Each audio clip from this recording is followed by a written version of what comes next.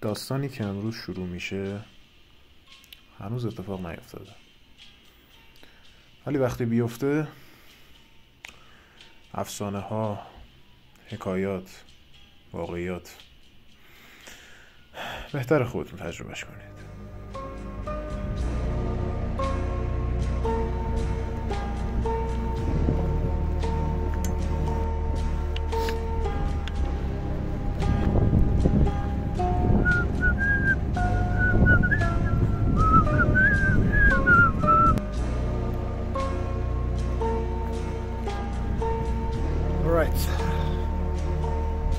رسیدیم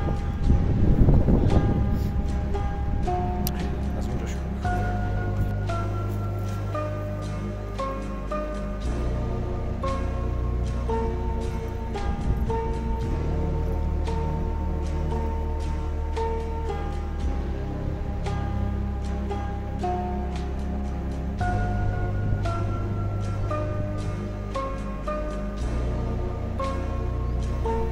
زمانی در این سرزمین نگهبانانی بودند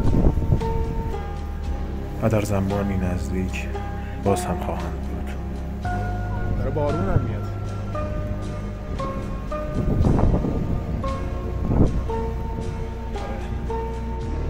من چی میدونم؟ هیچی. منم یه آدمم مثل همه، منتها من خواستم که ببینم و اون نشونم داد. هر چیزی که نیاز بود بدونم. شما هم اگه بخواید میتونید ببینید، ولی آیا میخواید؟ دنیاییه. کی واقعا همراه منه و کی نیست نمیدونم. فقط میدونم وقتی یه جا نور میبینم اون نور واقعا اونجاست.